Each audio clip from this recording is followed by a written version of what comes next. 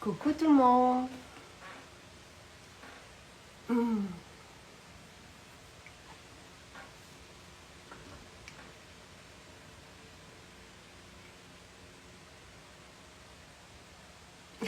On est gâtés aujourd'hui, dit Daniel. Trois directs ensemble, c'est ça. Ça fait comme au début de la pandémie. Hein. J'en faisais 3 à 4 par jour avec vous.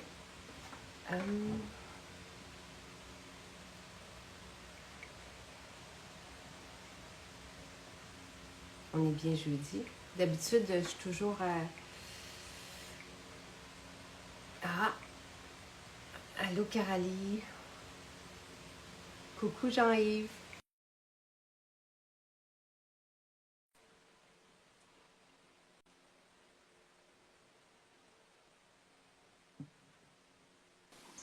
Coucou! Bon, là, je suis comme c'est moi qui ai disparu, ça va? Bon, ben, ça va très bien, toi? Oui, t'es-tu dans la climatisation, toi, ou à la Ben clim? oui. Moi, À Ville-Mont-Royal, là, depuis qu'on est arrivé ici, là, il y a 15 ans, on est arrivé, puis l'été, en dedans de quelques heures, tu te mets à dégoûter, là, puis tu peux pas travailler, c'est comme non. Fait qu'on a adapté. moi, je suis dedans, là. Moi, j'ai pas d'air climatisé. Évidemment, je suis toute seule de mon bar. Ça, c'est comme le Wi-Fi.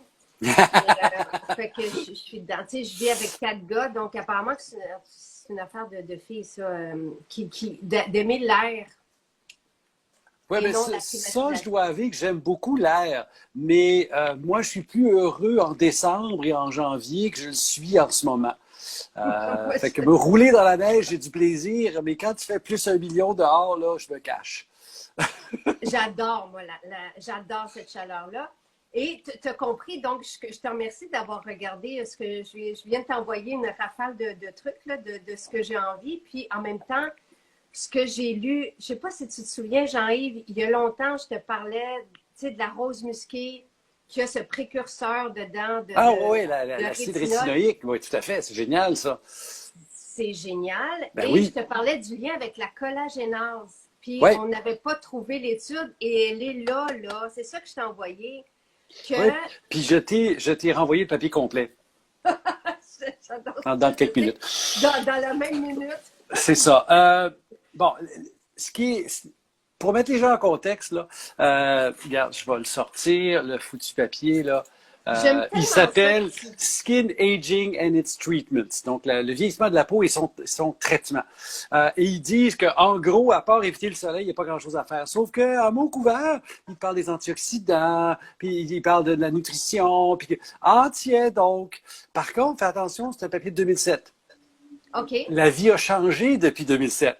Alors, il y a OK. des découvertes qui sont apparues là. Et bien entendu, un peu comme dans à peu près tout ce qu'on discute, il y a le pur et dur médical et il y a ce que nous, toi, moi et les gens qui écoutent peuvent faire nous-mêmes.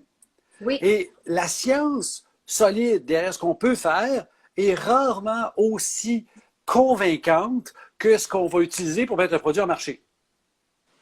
Tu me suis? Je te suis Alors, très bien. tu sais, tu parlais de la rose musquée, qui est une huile complètement tripante pour la peau. C'est un cicatrisant, la fameuse acide rétinoïque qu'on retrouve dans ça, qu'on trouve dans des médicaments, littéralement, pour l'acné, puis les rides, puis tout. Mais là, tu as une dose infime, mais elle est là pareil. Fait à dose infime, tu vas avoir un impact sur la capacité de ta peau de reprendre sa place. Et Mm. c'est ça qui est fascinant. Puis, on a déjà parlé des carotènes. On a Oui. parlé du lycopène, de la tomate. On a parlé des bêta-carotènes de saumon. Puis j'ai sorti un autre grand mot à la con, là, le cryptoxanthine, qu'on retrouve dans certains légumes, qui est brun. Alors ça, si tu le manges, c'est lipophile, donc ça aime le gras, et donc ça va se loger dans tes tissus graisseux. Puis une place où on a tous du tissu graisseux, c'est juste en dessous de la peau, dans le derme et l'hypoderme. Et là, tu vois, alors ça se peut que ces molécules-là, qui ont un effet photoactif, vont conférer à mon tissu une capacité naturelle de défense que j'ai de la misère à chiffrer parce que les chiffres ont l'air absurdes, 3, 4 FPS, mais en même temps, Quand tu dis un vrai FPS, le facteur de protection solaire, c'est théoriquement le nombre de fois que tu peux multiplier ton temps d'exposition sécuritaire. Les 60, ça marche plus, là, tu sais. Fait qu'on est rendu dans l'absurdité. Mais si je te dis que, mettons que t'es rouquine blanc transparent, puis tu bronches jamais, tu brûles, puis tu as des taches de rousseur, OK? Le type parfait qui va brûler. Ben, si je t'augmente ton temps par 4, au lieu de brûler en 4-5 minutes, tu vas brûler en 20 minutes, peut-être une demi-heure. Eh, le bonheur, toi! Et c'est suffisant pour aller chercher la vitamine D. Bingo! C'est ça le point. Parce que, tu sais, il faut faire attention, évidemment. Les premières baffes que j'ai reçues, c'était justement par rapport à un discours solaire, tu sais. Donc, le soleil, on sait que c'est dangereux, mais il y a aussi des bienfaits. Et oui. C'est là où, tu sais, la vitamine D ou la vitamine diane, elle est super importante. On en manque, tu sais, dans les chiffres qui disent qu'on manque de vitamine D. Au Canada, ça va jusqu'à 70 %, ça dépend qui tu lis. Excusez, là, je me replace un peu mieux. C'est le fun quand t'es proche comme ça. Bonjour. L'idée, c'est ça, c'est que la seule chose dans tout le discours, puis c'est ceux qui me suivent, vont sur ma page Facebook, puis avec toi, j'ai toujours ce même genre de discours où je veux pas agresser personne, puis je dirais pas que vous êtes une bande de crétins, puis je dirais pas ces affaires-là. Je cherche pas le conflit. Moi, je rajoute des petits morceaux d'informations qui font que, ben, à bon entendeur, salut. Tu sais, si on dit le soleil est vital pour la santé, il n'y a personne qui peut me contredire, là. Hein, j'en ai besoin pour mon moral, j'en ai besoin pour l'intégrité de la peau, j'en ai besoin. Alors, si je me. Puis la science est claire, là. Il y a un lien direct entre l'évitement du soleil et l'augmentation des maladies. Alors, d'entretenir cette peur-là du soleil, oui. Attends, répète ça. Il y a un lien direct entre l'évitement du soleil. Les gens qui ne vont pas au soleil, qui ont peur du soleil, qui se mettent, tu sais, de la couche de béton armé sur la main, là, sur la peau avant d'aller dehors, puis qui vont le moins souvent dehors, ces gens-là sont plus malades que ceux qui vont dehors souvent. Puis ça, personne ne peut me contredire, là, parce que ça vient des pays scandinaves, ça vient d'Amérique, ça vient d'Europe, ça vient de partout. On le voit, là. Et d'un point de vue anthropologique, si je peux me permettre, ou historique, l'être humain a grandi au soleil. Alors, ce serait absurde. On n'a pas grandi dans les cavernes, là. On a grandi au soleil. On a besoin de cette lumière-là. La preuve, regarde l'énergie que toi-même tu as l'été par rapport au mois de décembre dans le temps de Noël. Il faut se donner des coups de pied. On a besoin tu sais, tandis que, tu regardes le discours qu'on nous tient, ben, on ne devrait pas aller dehors. Ben non, c'est pas vrai. Se protéger, ne pas brûler, ça, tout le monde est d'accord.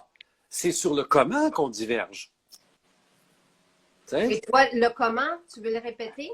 Ben, moi, ma façon d'aborder les choses, c'est la peau, c'est un organe. Ça fait partie de nous. OK? Ce n'est pas à l'extérieur de nous. Donc, ça va être nourri par l'intérieur. Alors, quand on parle de soleil, je parle de dose minimale d'érythème. C'est-à-dire, c'est quoi la durée au soleil que tu peux tolérer sans avoir l'impression, ou ce que j'ai dit, atteindre la roseur. Pas la rougeur. Tu sais, oh, j'ai pris du soleil, j'en ai eu en masse, bye. C'est quoi ça? Alors ça, c'est individuel. Les blonds pâles, transparents, ils ont peut-être besoin de 4 minutes. Puis les noirs d'ébène qui m'arrivent de Côte d'Ivoire, ben, ils ont peut-être besoin de plus de soleil que le Québec est capable de donner. Fait que ça, c'est connais-toi toi-même. Alors, avoir du soleil à ma capacité, pas plus.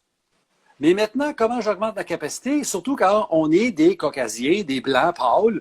Alors, nourris-toi correctement. Il faut que tu aies des carotènes dans ton affaire. Il faut que tu fasses attention aux molécules pro-inflammatoires qui vont réagir au soleil. Et là, je pense à certains médicaments, les anovulants, par exemple, peuvent augmenter ta sensibilité au soleil. Et ça, c'est genre d'affaires. C'est tout écrit dans le web. Tu peux parler à ton pharmacien. Quels sont les médicaments qui donnent de la photosensibilité? Il y a des produits naturels qui donnent de la photosensibilité. Le fameux millepertuis, qui a des valeurs extraordinaires pour certaines choses, mais il donne de la photosensibilité. Donc, connais-les, essaie de les éviter. Puis souvent, dans la malbouffe, il y a des trucs, des agents de conservation qui sont comme douteux à ce niveau-là. On a peut-être, on ne le sait pas. Tasse-les, mange mieux. Fais de l'exercice. Parce que plus tu bouges, plus tu augmentes l'irrigation de ton corps au complet, donc au niveau de la peau aussi. Puis c'est tout un ensemble de facteurs, ce qui fait que j'ai pas peur d'aller dehors. J'ai peur de brûler, puis de pogner un coup de soleil, puis de plumer. Oui, ça c'est clair. T'sais? Mais je veux pas m'empêcher d'utiliser l'atout qui est le soleil pour ma santé. C'est la dernière fois ou la fois d'avant, je vous avais dit qu'au niveau du soleil, sur ta peau, ça crée une réaction au-delà de la brûlure, là, au début, qui va augmenter l'épaisseur de la peau, qui va augmenter la résilience, qui va augmenter la pigmentation. C'est une adaptation naturelle. Alors, tout mon propos, c'est d'aller vers ça. Et là, j'embarque pas du tout dans le discours qui veut qu'il ne faut pas aller au soleil, ça va avoir une peau d'ange. Ben, excusez, là, moi, je suis un gars, j'ai le droit de rider, là. Dans votre monde à vous, c'est moins vrai. De la même façon que j'ai le droit d'avoir des cheveux gris, je me suis fait dire ça une année par une femme, je savais, début de cinquantaine, elle me dit, ouais, je le sais, t'es un homme. Ouais, c'est vrai hein, que le prix n'est pas le même. Mais bon, on vit dans un monde d'images, on est tous là, mais qu'est-ce que tu peux faire pour être en meilleure santé? C'est ça qu'il faut faire. Et tu t'as dit ça la dernière fois, puis je t'ai dit, il doit y avoir des bienfaits aussi si on ne dépasse pas la dose au soleil pour la peau. Parce que moi, je le sens. Et là, tu parles de densification. En fait, pourquoi on veut une peau plus dense? Parce que moi, c'est ce qui m'évoque des fois. Pourquoi? OK, c'est une bonne question, ça. L'idée de les ultraviolets et les infrarouges, le soleil au complet. Quand il y a une action sur la peau, entre le printemps puis l'automne, tu vas voir que ta peau devient plus épaisse. Pourquoi c'est intéressant, ça, d'avoir un derme plus dense, puis une peau, un épiderme un petit peu plus épais? Je ne parle pas d'avoir de la corne, là. Je parle d'avoir une peau un peu plus tonique. Ben, c'est moins fragile. Alors, par exemple, les gens qui sont des bleus, qui s'accrochent, qui font des plaies à un rien, ben ça, c'est un plus pour eux autres, parce que si ta peau est plus dense, elle est donc plus résistante aux chocs mécaniques, aux irritations, aux éraflures et aussi au ça. Tu sais, on est fait pour... Si tu remontes, je sais pas, moi, mettons, il y a 12 000 ans, OK? Avant l'arrivée de l'agriculture, avant l'époque chasseur-cueilleur, tu sais, que tout le monde met sur un piédestal, il y avait des vêtements, mais toute la notion de la pudeur, de la civilisation, ça n'existait pas encore. Fait que les gens vivaient dehors parce que les abris n'étaient pas nécessairement solides. Regarde ce qui se passe dans l'iconographie des Premières Nations, dans encore certains villages en Afrique, où la famille vit dans une hutte, c'est une pièce. À un moment donné, tu as le goût d'être dehors. Fait que tu vis dehors. Fait que tu te frottes à toutes sortes d'affaires, tu t'agresses. Mais à un moment donné, tu résistes à ça. Tu es faite pour ça. Alors, on peut-tu refaire la même chose aujourd'hui? Les pieds sont plus épais. Il y a comme une semelle en dessous. Tu sais, moi, j'ai vécu en Côte d'Ivoire, tu le sais. Fait que les pieds sont comme, sont coussinés. Ben, on est fait pour ça. Moi, je suis un grand fan. Pour l'instant, ça fait genre 2 ans que j'en ai pas fait. Mais moi, je suis un fan du barefoot, de courir pieds nus. Tu sais? Et quand je vais courir, ben, les souliers que j'ai ont une semelle minimaliste. Wow. C'est clair que je n'irai pas courir un marathon. De toute façon, je vous l'ai déjà dit, moi, la performance ne m'intéresse pas. Ce qui m'intéresse, c'est la santé. Fait que quand je vais courir, je vais faire 2, 5 kilomètres, comme ça, de la merde. Hein. Le plus que j'ai fait, c'est 50 minutes, là, tu sais. Alors, mais aller courir pieds nus, marcher pieds nus, tu sais, on peut embarquer dans tout le monde du grounding. Ton pied va s'adapter. Hein? L'environnement est plein d'ions négatifs. Pas en ville, mais tu vas... Pourquoi c'est le fun d'être dans le bois? Pourquoi c'est le fun d'être sur le bord de l'eau? Les fameux ions négatifs, ça nous nourrit. Tes pieds, c'est des capteurs pour le sol. Et ça, bon, il y a de la controverse, mais faites l'expérience. Oubliez la séance de minutes, allez mettre les pieds dans le gazon. Ça fait toujours du bien. Ben voilà. Et il y a des enfants qui marchent pieds nus. Oui, les gens t'aiment, tu as vu toutes les cases, parce que ça fait du bien à entendre. Le gros bon sens, des fois, c'est le fun. Le gros bon sens versus un discours, tu sais, mettez-vous de la crème solaire en dedans l'hiver. Ah oui, je l'ai entendu, celle-là. Mettez-vous de la crème solaire parce que les ultraviolets passent au travers des fenêtres. On peut-tu s'entendre 2 minutes, là? Une vitre ordinaire, surtout que dans nos maisons, on a tous des thermos avec 2 vitres, puis des fois plus. Oui. 80 à 97 des ultraviolets ne passent pas. OK? Mettons ça clair, là. Fait que pogner un coup de soleil dans une maison au Québec, là, oublie ça.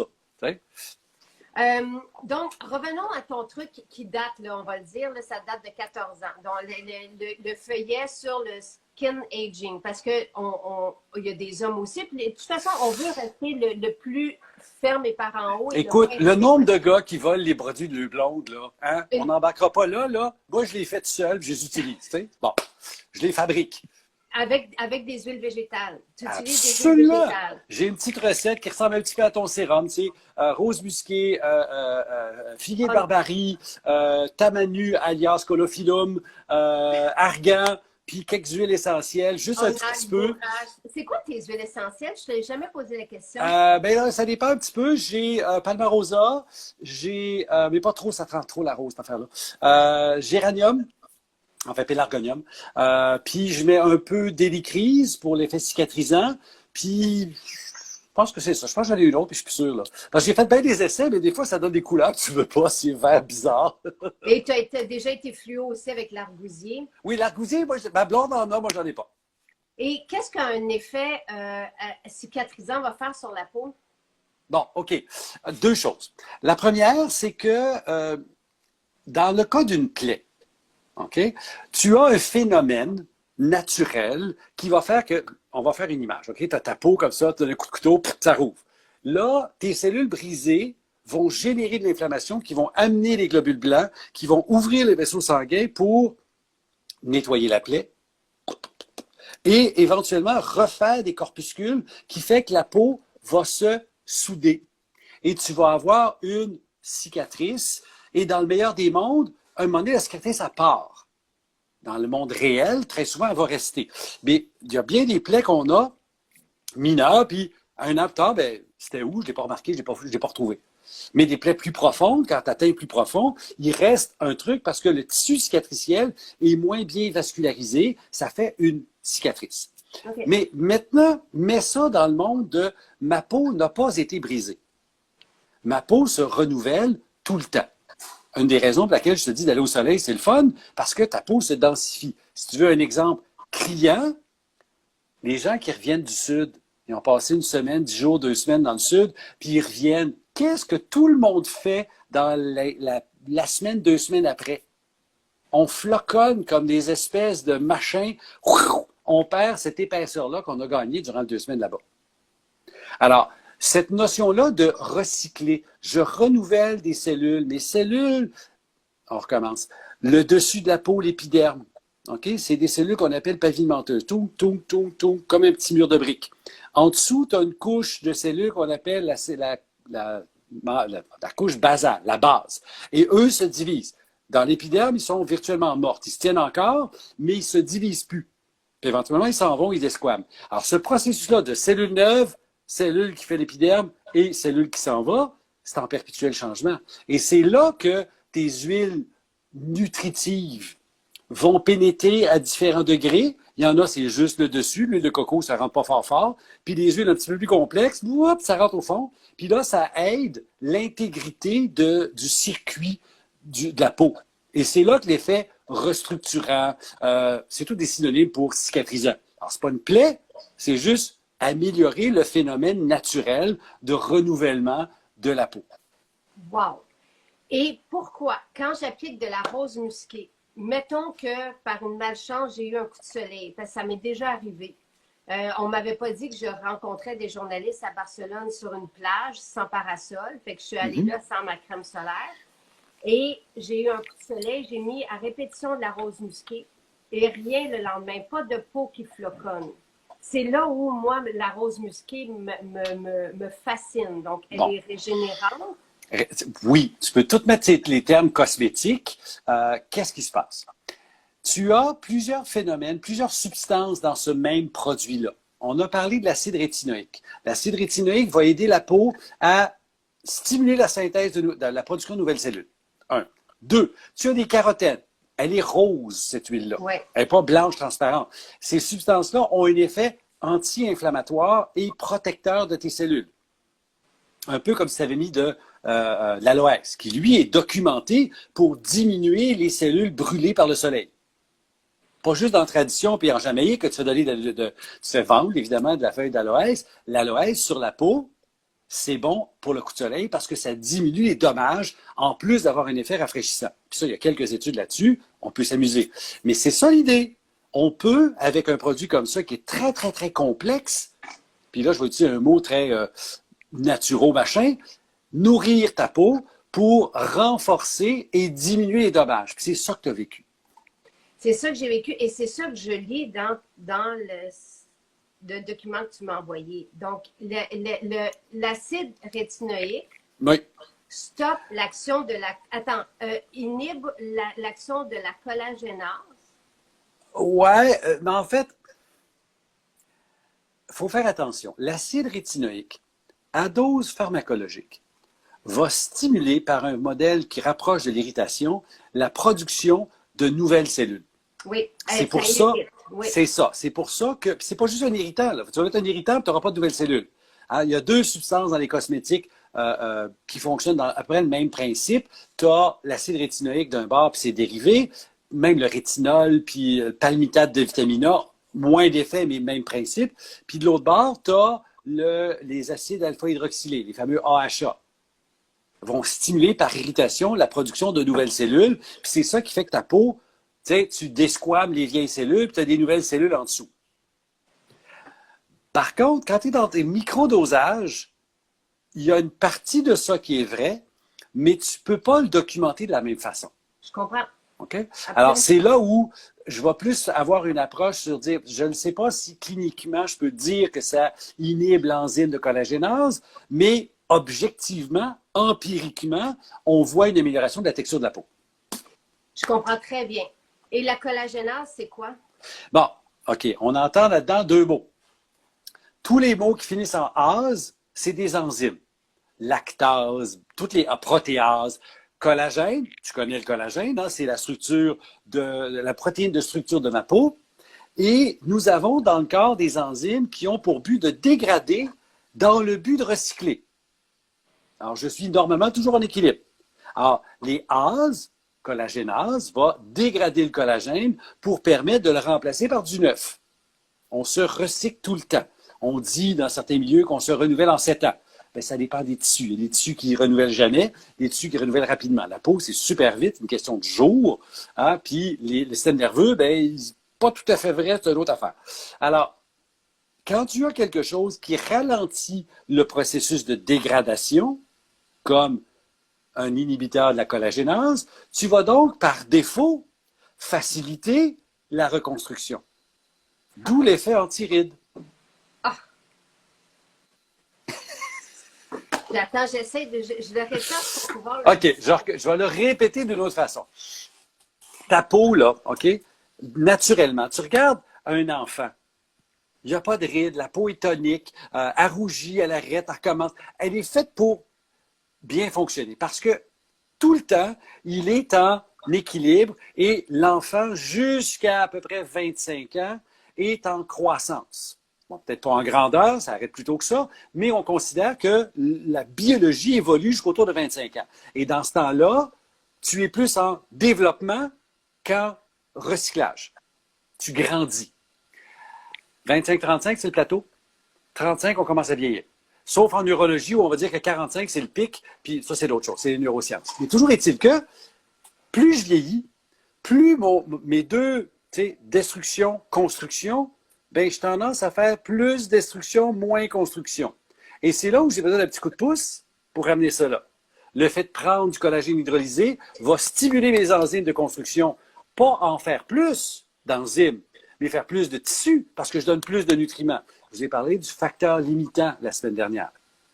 Parce que c'est un peu comme le maillon faible. S'il te manque une affaire, ta réaction chimique ne marche pas. Alors, quand je t'en donne en masse, même trop, ben là, mon corps, je peux en faire plus de ça. Alors, je remonte, je diminue la dégradation, puis je remonte la synthèse. Mais quand je mets un inhibiteur d'une enzyme de dégradation, je fais la même affaire. Je rééquilibre à divers degrés. Parce que c'est clair que si tu es ridé comme une vieille pomme, tu as 90 ans, je ne te promettrai pas la peau d'un enfant de 16 ans. OK? J'adore ça. On peut trop en prendre du collagène. T'sais, on peut s'en donner à cœur joie. Là. Mettons, au lieu de. Bon. On parle, je pense, de 4 cuillerées à thé. Bon, tu peux, comme dans toute chose, prendre trop de quelque chose. Dans ce temps-là, qu'est-ce qui se passe? Le collagène, les doses étudiées, ça tourne autour de 10 grammes de collagène hydrolysé, qui viennent du poisson, qui viennent du bœuf, qui viennent du poulet, de ton bouillon. Alors ça, on sait que j'ai dépassé l'apport nutritionnel et je tombe dans l'intervention. Et ça, mon corps fait, j'ai un afflux de nutriments qui vont habituellement par là, fait que je vais les utiliser pour aller stimuler ça. Ça, c'est le but thérapeutique. C'est mes articulations, c'est ma peau. Mettons que j'en mets encore plus. Au lieu de 10, j'en mets 30. Qu'est-ce qui se passe? Ben là, le corps fait, attends une minute, là. Je vais les utiliser là, j'en ai trop. Je les dégrade. Et c'est là où le risque, entre guillemets, de prendre trop de quelque chose comme du collagène, comme des protéines. Tu sais, moi, je suis un fervent qui dit que la majorité des gens que je vois en clinique manquent de protéines. Par contre, je ne suis pas un fervent de dire mange des protéines, que ça te sort par les oreilles. Parce que là, tu as un défaut. Là, le processus de dégradation du surplus prend trop de place. Et dans mes protéines, j'ai des acides aminés. Et les acides aminés, quand je les dégrade, je me ramasse avec une poignée de amines qui vont me donner des substances que vous connaissez sous le nom d'urée et d'acide urique. Et autres substances aminées. Et là, surcharge pour le foie, surcharge pour le rein, problèmes intestinaux, blablabla. Ça ne me tente pas d'aller par là. Donc, c'est une dose, là, un plus, mais sans être trop, ça serait quoi? Ben c'est ça. En termes alimentaires, on dit une tasse par jour de bouillon. En termes supplémentaires, on va dire à peu près 10 grammes. Quelque part entre 5 et 10 grammes par jour. Mais là, c'est pas tant la dose comme la régularité que tu veux. Parce qu'il n'y a pas une étude qui va te montrer que ça marche en 2 semaines. On va parler de 12 semaines. Ouais. Puis il y a rarement des études plus loin que ça, d'où les détracteurs. Je n'ai pas d'études à long terme. OK, là, je vais vous ouvrir un pan caché de la science. Pourquoi les études ne vont pas à plus que 12 semaines? 12 semaines. As-tu une idée? Les machines, je ne sais pas. Le Non. chauffage, tu sais, parce que des fois, ils doivent faire subir des affaires. Non, ben tu pourrais très bien faire, tu sais, prenons un exemple. Ton étude, tu fais une étude clinique sur l'effet du collagène sur la peau. Alors, tu as un paquet d'appareils qui mesurent avec des spectrophotographies, avec des photographies en 3 dimensions, la grosseur des rides, blablabla. OK, correct. Tu fais ça à 3, à 6, à 9, à 12 semaines. Mais il n'y a pas d'études plus loin.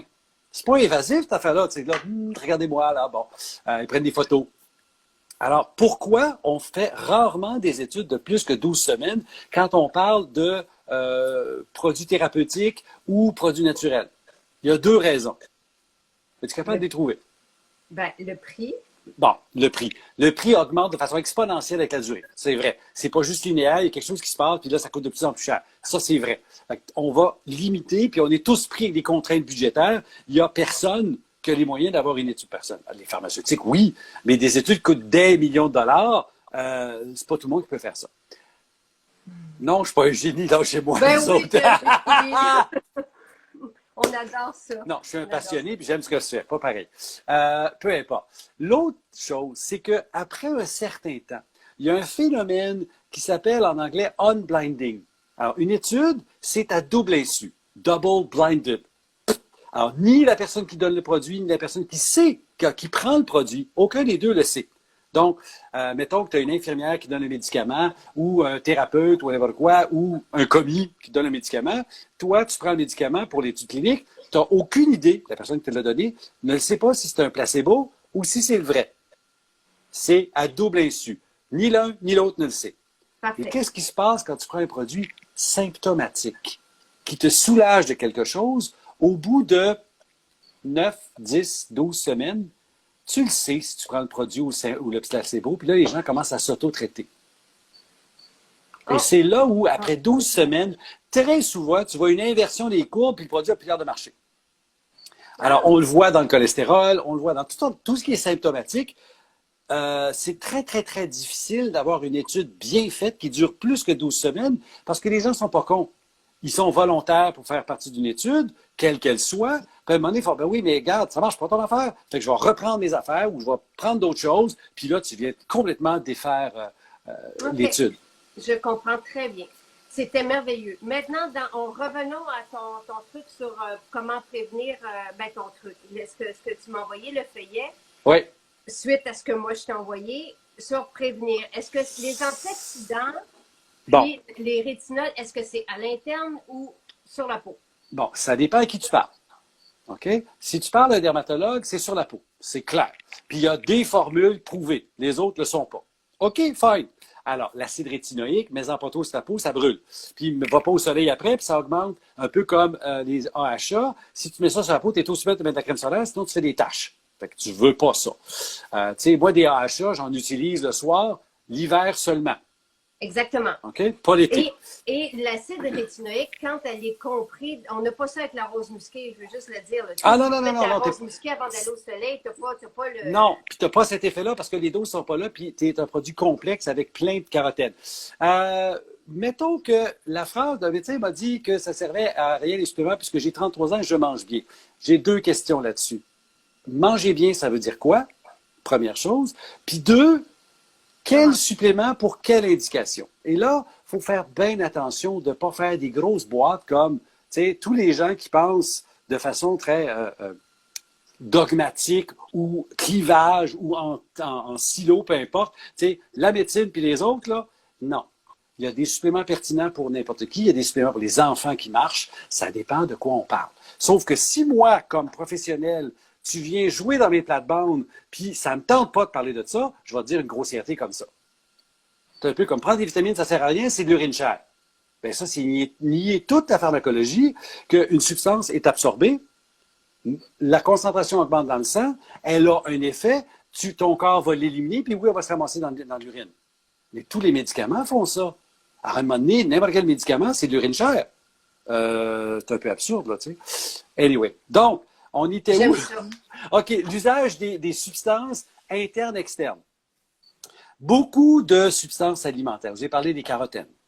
Il y a plein de substances. Tout ce qui est pigment alimentaire aura plus ou moins un impact pour préserver l'intégrité des tissus. Est-ce que c'est vrai pour le soleil? Je ne le sais pas.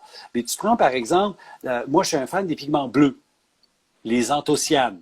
Alors, ce que tu as dans le bleu, le raisin bleu, la prune, l'aronie, le sureau, tout ce qui est bleu, la mûre, a des impacts anti-inflammatoires, neuroprotecteurs, et toute cette famille-là va avoir des impacts, entre autres, au niveau de l'irrigation de ta peau.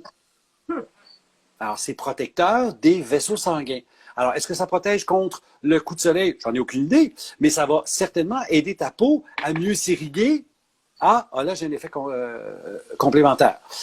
Donc, tout ce qui s'appelle antioxydant, j'aurai un impact sur ma santé et probablement ma peau. Tout ce qui est pigment coloré, ton orange sanguine, par exemple. Hein? Il y a des pigments rouges dedans. Les acides élagiques que tu as dans la framboise puis dans la grenade vont avoir un impact anti-inflammatoire au niveau de ta peau. Puis maintenant, il y a des formulations topiques. OK. L'astaxanthine, qui est une des molécules qui me fait triper, hein, que tu retrouves dans le saumon, dans les crevettes et dans les algues, pigment orange anti-inflammatoire, agit à peu près partout en effet protecteur. Cool. Mais il y a des substances qui, la preuve, elle est topique. Exemple, le coenzyme Q10, ubiquinone pour les intimes. Les seules preuves que tu vas trouver pour la peau, c'est topique, c'est sur la peau.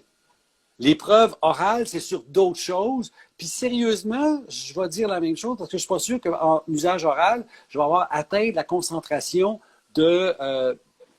sans commentaire. Hein? Bon. L'idée, c'est ça. C'est que le coenzyme Q10 en topique, ça marche, c'est documenté, c'est intéressant pour les rides, pour le vieillissement de la peau. D'ailleurs, c'est listé dans ton... sauf qu'il liste la forme qui est topique. Le problème, c'est que la majorité des produits qu'on a sur le marché ont des doses loin en deçà des études cliniques. Okay. Et c'est le problème. C'est un peu comme tu as eu une crème à l'huile d'argan. Tu regardes l'étiquette, puis l'huile d'argan arrive après les parfums. Fait que, ben oui, c'est une farce, ça, là. Absolument, on se comprend. Donc, tu sais, si on en met sur la peau, puis si on apprend à l'interne, on peut penser qu'on a des... Mais c'est pas nommé, c'est pas dit un ou l'autre, sauf une substance. Ben, certaines substances, oui, tout à fait. C'est comme si tu manges un truc qui contient du palmitate de vitamine A. Je ne sais pas s'il va se rendre à la peau, parce que tu le dégrades avant, puis bon. Alors, l'idée, c'est que oui, l'exemple du collagène, l'exemple de l'acide hyaluronique. C'est dans le monde de la dermato, de la plastie, la chirurgie esthétique, l'acide hyaluronique, sous forme d'un petit dérivé, c'est un truc qu'on met directement dans la peau par injection. C'est un remplisseur pour les rides. Tu vas trouver des crèmes qui mettent de l'acide hyaluronique sur la peau. Moi, j'appelle ça du polyphylla. Ça bouche les craques. Puis ça tombe après. Tu te laves, c'est fini. Ça fait un effet cumulatif, mais à un moment donné, ça ne tient pas. Par contre, l'acide hyaluronique, c'est un truc oral que tu peux prendre et qui graduellement, un peu comme mon collagène, va aller dans les tissus où ton corps utilise déjà ça. Le corps, il n'est pas fou. Il fait « Hey, j'en ai de la tout faite, pas besoin de la faire. Floup, on va mettre ça. » Et donc, j'ai un certain impact sur la lubrification des articulations, sur la tonicité du derme, sur... je ne sais trop, là. Et on peut s'attendre en prenant tout le temps, à avoir un effet cumulatif. Absolument. C'est le principe. Il n'y a pas un produit dans ce monde-là. On est dans une variation de la nutrition, mais ça de même. Tu n'auras pas d'effet du jour au lendemain. Ça va prendre du temps. Puis tu auras toujours une notion d'augmentation graduelle, légère, à l'atteinte d'un plateau. Excuse-moi. Et donc, la question qu'il faut se poser, c'est est-ce que c'est pertinent de prendre ça tout le temps, tout le temps, tout le temps, tout le temps, tout le temps? Ou de prendre ça un grand bout de temps, faire une pause, reprendre, faire une pause. Ah, là, tu es plus physiologique. D'où la notion des cycles. Moi, j'aurais peur d'arrêter. Il n'y a rien qui t'empêche, parce que le pire qui va arriver, c'est que tu vas saturer, puis le corps va se mettre à dégrader le surplus. Okay. Revenons avec l'exemple du bêta-carotène dans les carottes. On a tous vu un bébé commencer à manger des carottes et avoir un teint jaune-orange. C'est normal. C'est pas grave. Puis moi, j'ai eu des téléphones paniqués à l'époque de la pharmacie. Là. Mon bébé est rendu jaune-orange, il fait un problème de foie. Non. Qu'est-ce que tu as donné à manger les 3 derniers jours? Ben, j'ai commencé à purer de carottes et voilà. Le bêta-carotène, je l'ai dit, ça va dans les tissus graisseux, notamment le derme. Puis le bébé, il y en a plus que nous autres, on le sait. Et là, hop, il est jaune-orange. Tu attends quelques jours, puis ça dégrade. Ou même, tu fais juste varier l'alimentation, puis là, ça s'équilibre, puis ça s'en va. Et ceux qui ont mon âge, peut-être que toi, tu t'en souviens, les pilules de bronzage. Ben non. OK, bon. Ça a existé, ça? Ah oui, c'était des pilules de carotène. Fait que les gens prenaient ça, puis ils viraient jaune-orange. C'était pas très joli. Ben non. Ah ben. Là, peux-tu m'aider à calmer une irritation moi, de temps en temps, tu sais, j'ai habitué les gens à ne pas regarder les calories parce que j'haïs le comptage. Et avec raison. Ça m'agresse. Tu sais, fait que dès que je reçois une question dans le sens des calories, ça vient me chercher. Moi, je me suis libérée de ça, de cette obsession-là, de tout calculer ce qu'on a dans notre assiette. Ça veut rien dire pour moi. Oui, il ne faut pas le dire. Alors, c'est quoi ta question par rapport aux calories? Bon, collagène. Quelqu'un a demandé c'est quoi les calories. Fait que là, c'est sûr, tiens, moi, j'ai dit il y a 0 glucides. Mais là, quelqu'un me dit oui, mais est-ce que ça veut dire qu'il y a 0 calories? Je dis ben non, il y a des calories qui accompagnent. Tu sais, une protéine vient avec son nombre de calories. Est-ce que ça fait engraisser? OK, on va partir par là. Si vous permettez, je vais faire un petit brin d'histoire avec vous autres. Oui. Les calories, c'est un concept qui a été inventé quelque part autour des années 20, 1900, 100 ans. Et c'est littéralement prendre une éprouvette ou un bécher ou en laboratoire, brûler un aliment et voir combien de chaleur il va sortir. OK? On est là, on est dans le basic, on est dans une éprouvette.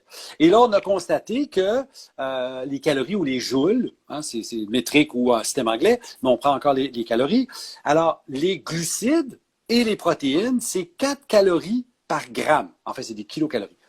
Puis les lipides, qui sont plus denses, c'est plus une huile, ça brûle mieux. Alors, c'est 9 calories par gramme. Ça s'arrête là. Tout le reste, on ne va pas là. Pourquoi?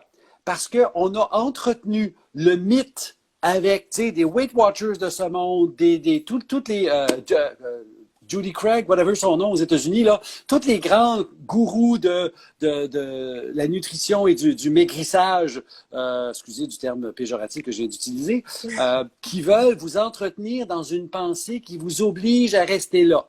Et d'ailleurs, quand je donne ma conférence là-dessus, je pose la question, est-ce que quelqu'un qui fait un régime où on compte les calories, première question, à quoi vous pensez pendant ce temps-là? Tout le monde répond à manger. Ben oui. Premier effet pervers. Deuxième, est-ce que quelqu'un a réussi à maigrir avec un régime où on compte les calories? Plusieurs lèvent la main. C'est jamais des minces. Et là, je leur réponds, avez-vous repris le poids que vous avez perdu? Les mêmes mains se relèvent. Et là, c'est le début du yo-yo qui monte, qui monte, qui monte. Alors, les calories nous amènent dans une vision, une pensée mécanistique qui ne fonctionne pas. Et maintenant, j'explique pourquoi. C'est que quand tu manges, tu n'es pas une éprouvette. OK? On est beaucoup plus complexe et on a des hormones là-dedans.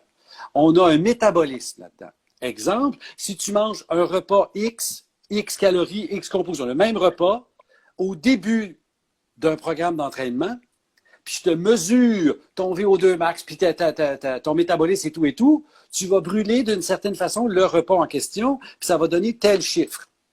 Tu fais 12 semaines d'entraînement, je te redonne le même repas, tu le brûles mieux, différemment. Oh boy! Jenny Craig, merci. Peu importe le nom, ils ont tous le même pattern en arrière. Ils ont tous forcé les gens à l'aide de systèmes de points, de comptes de calories, à vous entretenir dans un problème de culpabilité. Vous n'êtes jamais assez mince, puis là, tu as pris 2 livres, ça va te coûter de l'argent. Regarde, c'est un racket de la pire espèce. Excusez-moi. Oui, mais il y a des nutritionnistes, attention, qui fonctionnent comme ça encore ici aujourd'hui. Comme j'ai dit tantôt, sans commentaire. OK? OK? Mais pourquoi il ne faut pas s'occuper des calories? C'est que quand tu manges quelque chose. Parce que c'est intéressant. Donc, on brûle mieux. À force de faire de l'exercice, notre machine, elle brûle mieux ce qu'on lui donne. Oui, puis ça, c'est bien documenté.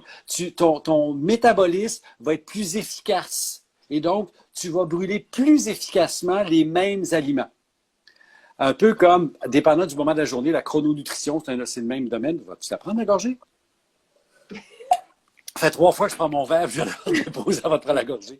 Ben ouais, c'est pas la même affaire. On parle de manger des chips et boire de la bière. Je ne parle pas de calories, là. Grignoter nous amène dans un autre monde. Les calories liquides me mettent dans un autre monde parce que mon corps ne les perçoit pas. Donc, ne coupe pas mon appétit. Un jus de fruits, une boisson gazeuse va entretenir mon appétit au lieu de le calmer. C'est un autre monde, là. Alors donc, je continue mon histoire. Chaque type d'aliment, chaque composition d'aliment va faire intervenir des hormones différemment. Exemple, les glucides, les amidons, les farines, les sucres, tout ce monde crée une réaction qui augmente une hormone qu'on appelle l'insuline, qui a pour but de faire rentrer les nutriments dans les cellules. Bon, en aigu, c'est correct, tu le fais, c'est beau. Le problème, c'est qu'on mange trop de glucides. Vous savez que c'est ma marotte depuis qu'on se parle, depuis bien plus longtemps que ça. Et là, tu manges trop, puis là, ton insuline monte, puis monte, puis monte. Puis à un moment donné, tes cellules font « Hey, je suis tanné, là.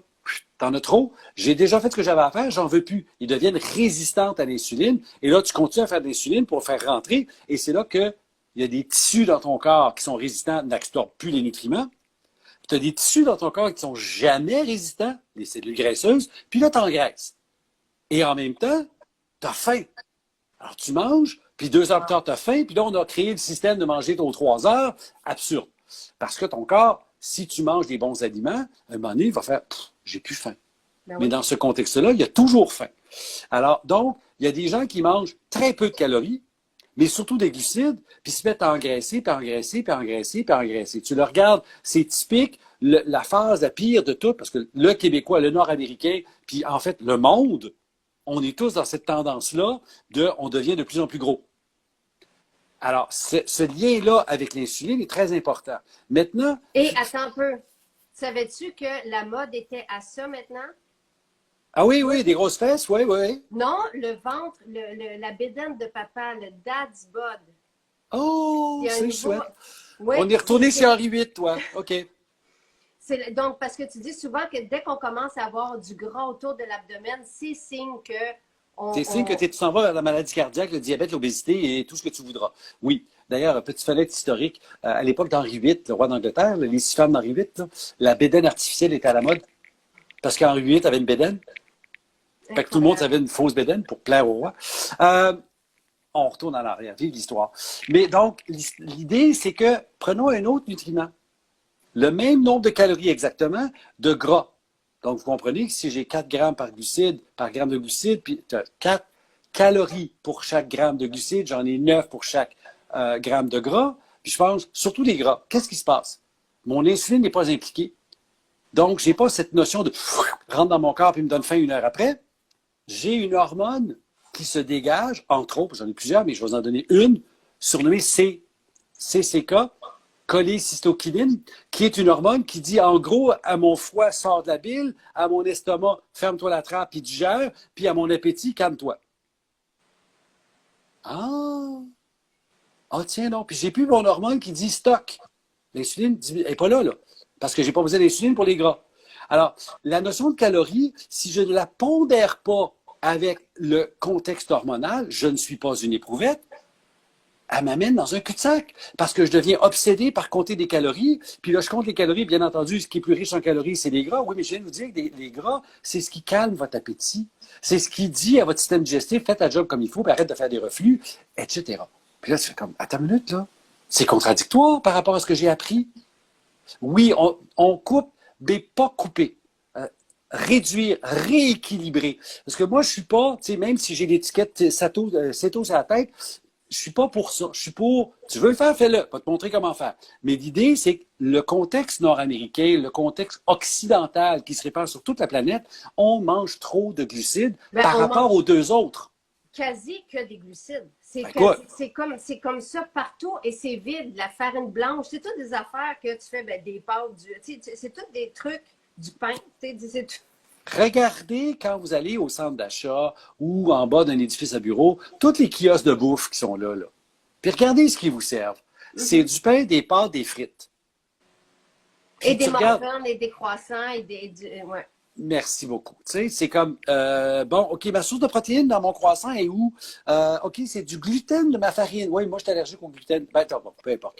On tombe dans une dynamique où l'alimentation offerte répond à un besoin de rapidité, touche le côté émotionnel enfant, pas le adulte. On cherche les saveurs simples, tu sais, le sucré, le salé, le onctueux, le piquant, mais pas la complexité, pas la mer, jamais. Tu veux pas ça. Tu sais. Alors, on est vraiment... L'industrie alimentaire s'est adaptée depuis les années 50 à créer des produits qui se mangent d'une main, qui font pas de miettes. Bon, tu sais... C'est drôle. Mais c'est ça. Ben oui. Absolument. Donc, pour revenir à du collagène, le collagène est une protéine. Bon, le collagène est une protéine. Et dites-vous que, je vais mettre une autre notion hormonale, sans mettre d'hormones, le coût énergétique. Parce que quand tu digères quelque chose, ça te prend de l'énergie pour le digérer. Alors, les glucides puis les lipides, ça te coûte, dépendant de l'auteur que tu es, entre 4 et 8 de ce que tu manges pour le brûler. Les protéines, c'est au-delà de 25 Donc, oui, j'ai des calories dans mon collagène, dans mon shake de protéines, dans mon steak, donc, dans mon tofu. 4 calories. Ouais. À peu près. 4 des calories que tu manges te servent à brûler. C'est pour ça que manger du céleri te coûte plus cher que l'énergie qu'il te donne. Parce que c'est des fibres, un petit peu de glucides, puis juste pour dégager avec la mastication, puis ton système digestif, on considère que c'est neutre à peu près. Ça ne te donne rien. Fait que mange-en, tu sais, c'est le fun. Ça donne rien, mais ça donne plein de minéraux. Ah oui, on parle des calories, là. On parle des calories. De l'énergie alimentaire. Et le fait d'augmenter l'apport en protéines dans ce que tu manges fait que ton métabolisme suit et augmente. À l'opposé des glucides, à cause de l'effet stock empêche d'aller chercher, tes glucides vont éventuellement ralentir ton métabolisme. Compter tes calories. Réduire les portions t'amène dans ton yo-yo et qu'est-ce qui se passe? Ton métabolisme basal baisse. Puis là, tu es aux prises, tu es rendu à 30, 40, 50 ans, tu as 10, 20, 30, 100 kilos de trop, puis tu fais comme, ben oui, mais je suis plus capable, je mange comme un oiseau, puis j'engraisse pareil. Ben oui, ton métabolisme, ça fait des années que tu tapes dessus en le mettant dans un état de disette, de famine. Fait que là, il fait conservateur, conservateur, conservateur. Et là, les gens comprennent pas qu'il faut être paradoxal, dire là, tu vas manger plus. Là, oui, tu vas engraisser au début, mange plus, puis fais de l'exercice. Ah, bien, je suis trop fatigué. Et c'est là que le coach embarque là, pour t'aider à passer au travers de ce mur-là, puis apprendre à maigrir. Puis pas maigrir dans le sens perdre du poids, dans le sens diminuer ta masse maigre. Diminuer ta masse grasse et augmenter ta masse maigre, ce qui fait que tu es de plus en plus en forme. Et Jean-Yves a fait, parce que tantôt tu as parlé vite vite de la conférence, tu as fait un super beau webinaire, Maigrir envers et contre tous. Mm-hmm. Pour les personnes qui sont pris là-dedans, là, il est là, il est sur ton site jydionne.com. Ouais. Vous avez accès à tous les webinaires, vous avez accès à tous les articles aussi que tu as écrits. Puis c'est vraiment, moi j'aime comprendre, j'aime ce que tu dis là, et tu dis souvent, c'est comme pas de la faute. On apprend Ah, tellement écoute, des affaires insensées qu'il faut, et souvent on a un regard aussi sur les personnes qui sont en surpoids. Et le pire, et il faut, dans notre société, OK, tu vois un gros ou une grosse qui mange un cornet de crème glacée sur le bord de la rue. Instinctivement, tu fais, t'as pas d'affaire à faire ça. Tu vois un ouais, mince, tu sais, une maman qui est grosse comme toi, avec son petit bonhomme, les deux prennent un cornet de crème glacée. Oh, c'est cute. Pourquoi? C'est pas de la faute de la grosse personne qui est grosse, je m'excuse, là. C'est son métabolisme, puis c'est l'enseignement à la con qu'on lui a donné depuis avant sa naissance, et elle a probablement programmé par sa mère, sans le savoir, un métabolisme qui est résistant à l'insuline, qui est sur le bord du diabète, ou peu importe, que ce soit par la diète de sa mère, par la contamination par des étrangetés comme le BPA ou certains pesticides, l'enfant est né, puis elle avait déjà la propension à être grosse, la fille. C'est pas de sa faute, elle est née comme ça. Tu sais, Robert Lustig, Lustig, je vous encourage à aller voir ce qu'il fait. C'est un médecin, endocrinologue, non, il est endocrinologue. En tout cas, il s'occupe d'obésité chez les enfants. Puis il raconte des histoires d'horreur d'un enfant qui a 3 ans, qui est obèse morbide, et quand elle ne mange pas, elle hurle. Elle a toujours faim. Elle est née comme ça, la fille, c'est pas de sa faute. Tu sais, excusez, je dis toujours fille, parce que dans ce cas-là, c'est une petite fille, mais il faut vraiment se remettre dans le contexte, pas encore. Je n'ai pas pour les encore décrit chez les parasites. parasites. Le problème, c'est que le dossier. Ben, OK, je vais faire une petite parenthèse. Il y a des choses que je sais que je ne peux pas nécessairement documenter, fait que c'est difficile d'enseigner là-dessus. Alors, j'ai une bonne idée quoi faire avec certains parasites. Et certains parasites, tu vas voir ton docteur ou ton pharmacien. Mais je ne peux pas faire un enseignement là-dessus parce que les outils que je veux donner aux gens, c'est des outils que les gens utilisent eux-mêmes. C'est le principe de tout ce que je fais. Je veux que les gens partent avec un coffre à outils qu'ils peuvent gérer eux-mêmes. Puis quand tu as besoin d'aide, appelle un coach, un professionnel, un thérapeute, mais tu peux travailler toi-même. Alors, il y a des indications comme ça, tu fais comme pas de suite. Pas de suite. C'est ça. C'est comme tu le dis avant de prendre tes vacances, c'est fatigant d'avoir Ah à ben oui, toujours écoute. marcher sur une poutre. Puis, Un fil de fer qui bouge tout seul dans le vent. oh boy. Oui. Oui, puis tout le monde te regarde. Tu sais, Oui, c'est ça. Ah, il va tomber, ça va être le fun. ouais. Oh, j'ai peur qu'il tombe. Tu sais, bon, anyway. Donc, juste pour revenir à ça, si ça vaut la peine d'aller écouter ce webinaire-là, et si vous avez besoin de prendre consultation avec Jean-Yves Tout à fait, avec plaisir.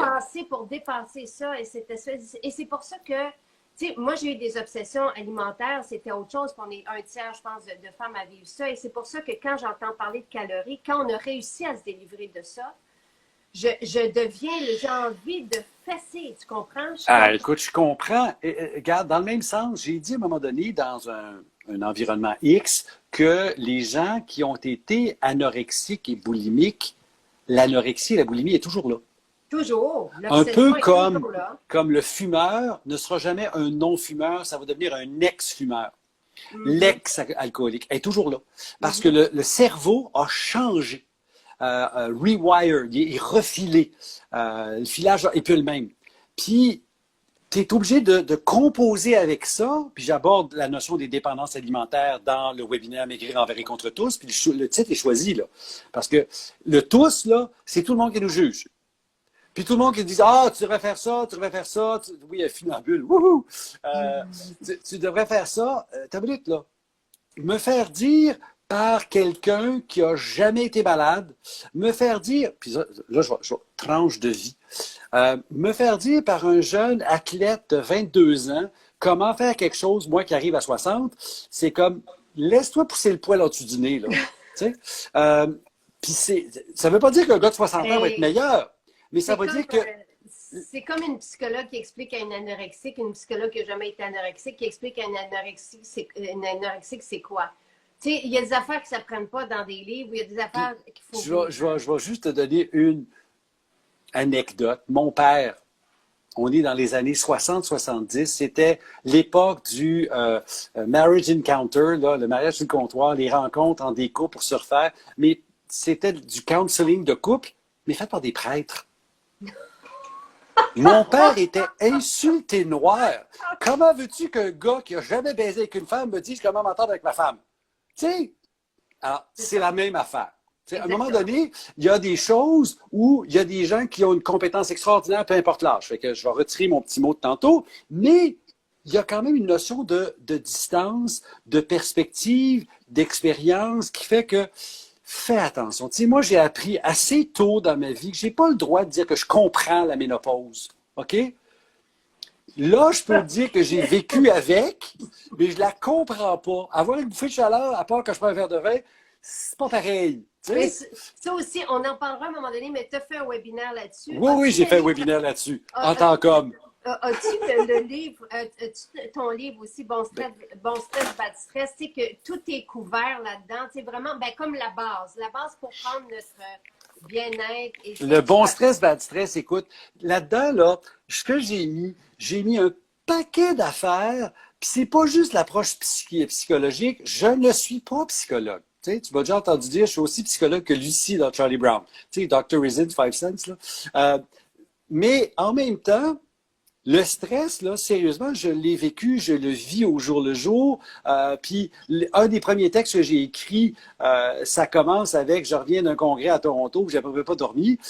Puis là, je pars là-dessus, tu sais, les outils pour le sommeil. Puis bon, alors, il y a donc une évolution chez moi et chez les autres.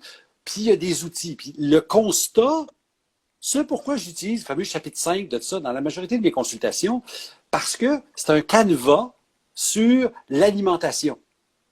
Parce que beaucoup de problèmes d'exacerbation du stress, de troubles anxieux, trouvent leur source dans ce que tu manges, dans ton microbiote. Puis j'aborde pas beaucoup le thème du microbiote, ce sera un autre chapitre, un autre volume. Mais un exemple. Si tu manges, on a parlé que les gens ne mangent pas assez de protéines, mangent trop de glucides. Qu'est-ce qui se passe? Puis là, on va le trouver, on va vous le montrer. Et là, je peux juste répondre pour moi à Ian qui dit donc qu'on retrouve l'indice calorique, surtout dans les aliments. On ne veut pas parler de calories. Ah, écoute, moi, je n'embarque pas là. On va parler de l'index glycémique. La capacité d'un aliment de faire monter ton insuline. Cool. Mais l'index calorique, ça sert à quoi? Parce que sérieusement, là, si vous voulez vous écœurer, là, puis là, il y a une diète, le bonhomme il est mort maintenant, il y a une diète qui a été conçue par un psychologue qui s'appelle la diète Shangri-La. Et savez-vous ce qu'il a fait, le gars? Il a dit, quand tu as faim, sac-toi une cuillerée d'huile. Ça marche. Ça peut être une cuillerée de sucre aussi, si tu veux. L'idée, c'est de tromper ton esprit puis de passer à d'autres choses. OK.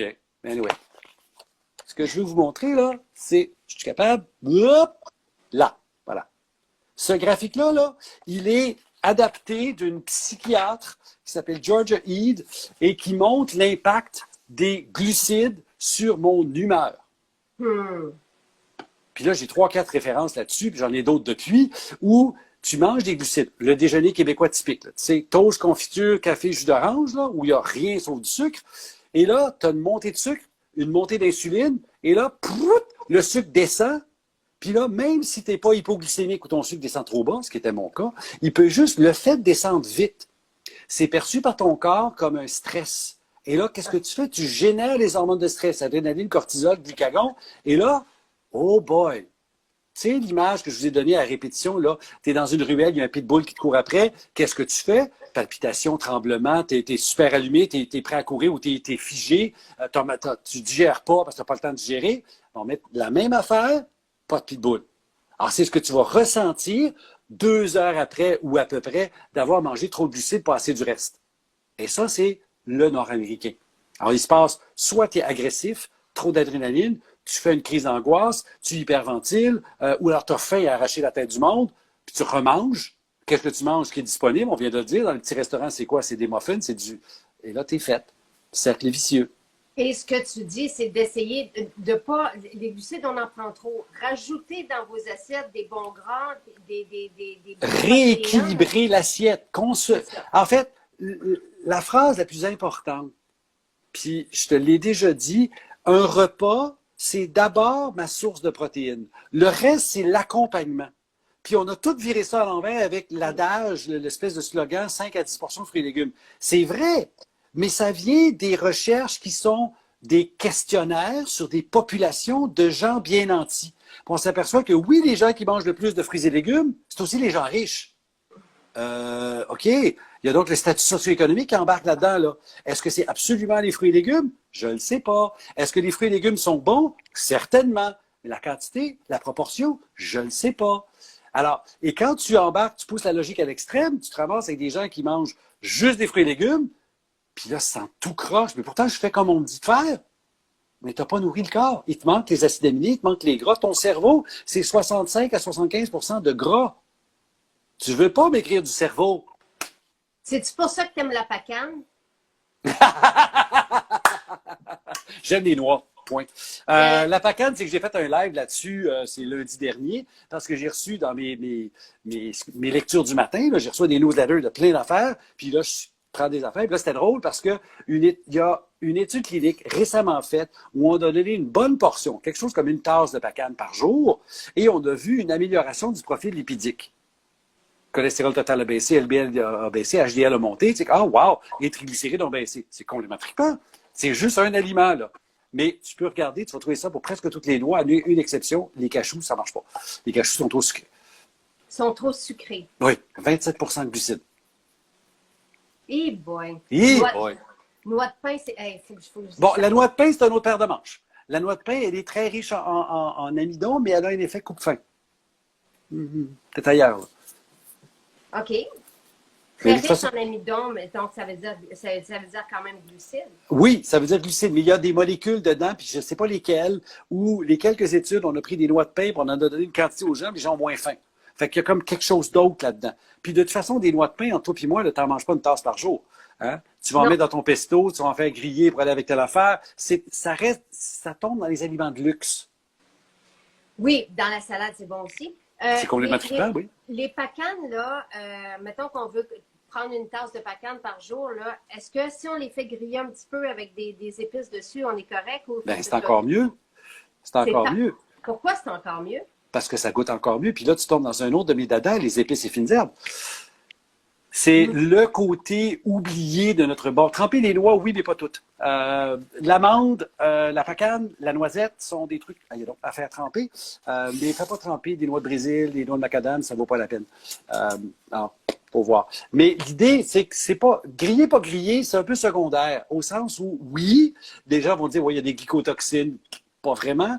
D'ailleurs, il y a tout un remue-ménage à faire là-dessus. Mais tu as mis le mot épice là-dedans.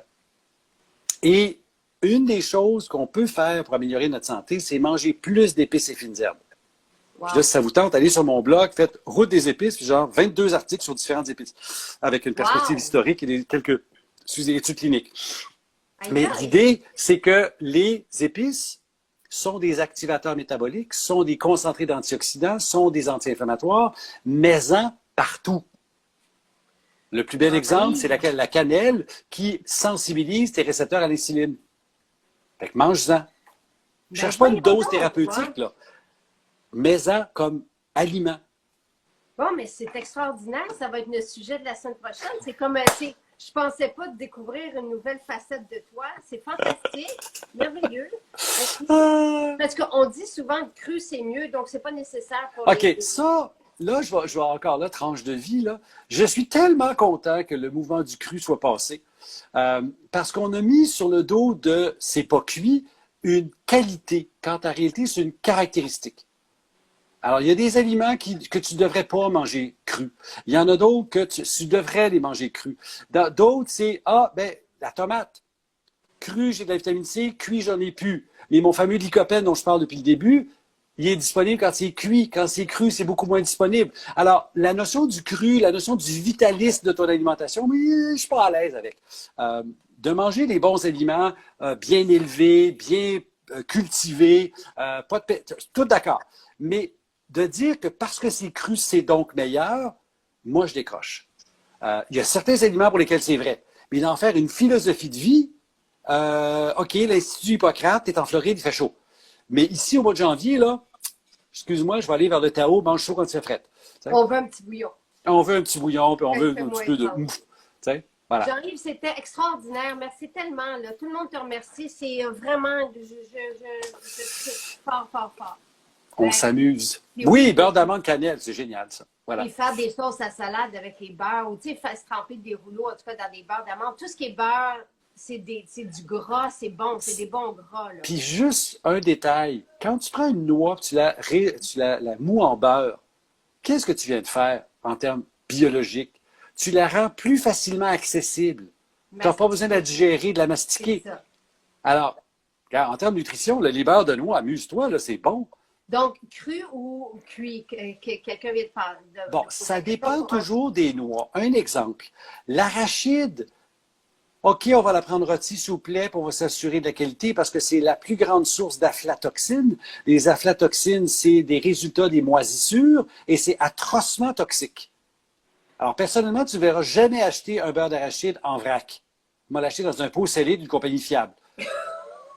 Parce que j'ai trop peur de ça. Les aflatoxines, ça fait partie des substances produites par les moisissures. Et étant donné que l'arachide, c'est une légumineuse, pas une noix au sens propre, là, c'est peanut, c'est une noix qui est dans la famille des légumineuses et elle pousse dans le sol. Ben oui, j'ai déjà fait pousser des arachides. C'est vraiment fascinant. Hein? Tu vois la fleur, puis là, elle rentre dans le sol.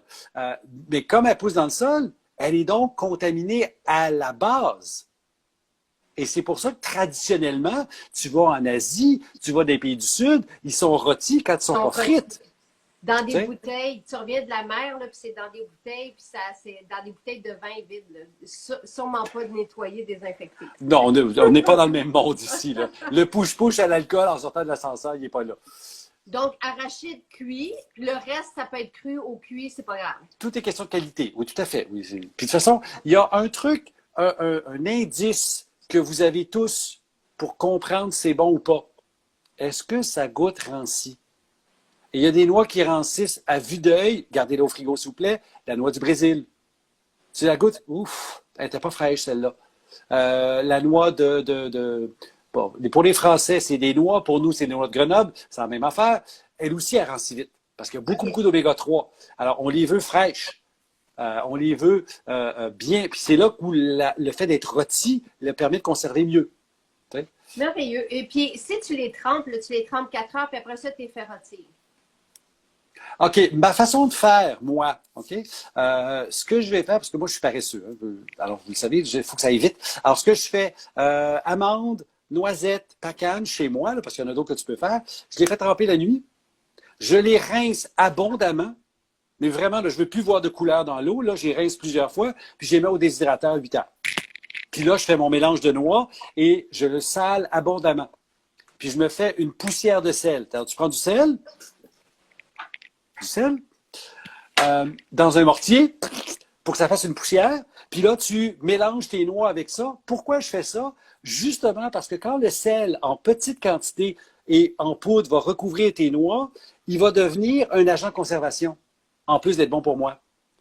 Wow. Alors, les noix salées ont moins tendance à rancir, ont moins tendance à être contaminées par quoi que ce soit, parce que le sel, il n'y a rien qui pousse là-dedans. Fait que ça augmente le temps de conservation de tes noix. Ben voyons donc. C'est fascinant parce que, tu sais, on nous dit en plus de nous éloigner du sel, tout ça. Ensuite, je trouve ça... Ah, ben là, j'ai un chapitre complet là-dessus pour dire arrêtez de couper le sel, s'il vous plaît. Puis même les hypertendus, il faudra qu'on s'en parle un contre un. Là. Mais... Alors, consultation, si vous voulez, avec Jean-Yves sur son site, jdiane.com. Le livre Bon stress, bad stress, vous le trouvez sur maisonjacinthe.com. Absolument, sur Maison Jacinthe. Merci d'ailleurs, c'est la semaine dernière, tu m'as fait une commande. Là. Une autre commande. La 7e, la 8e commande? Je ne sais plus, je compte pas. Je dis juste merci, c'est tout. C'est vraiment, vraiment, vraiment chouette. Ben, frigo, les noix trempées, s'ils ne sont pas déshydratées, c'est absolument frigo, ça ne se garde pas. Sinon, salé, ça peut être tablette. Merci, merci, merci. Vraiment. Salut tout le monde. À la semaine prochaine. Ciao, OK. ciao. Bye.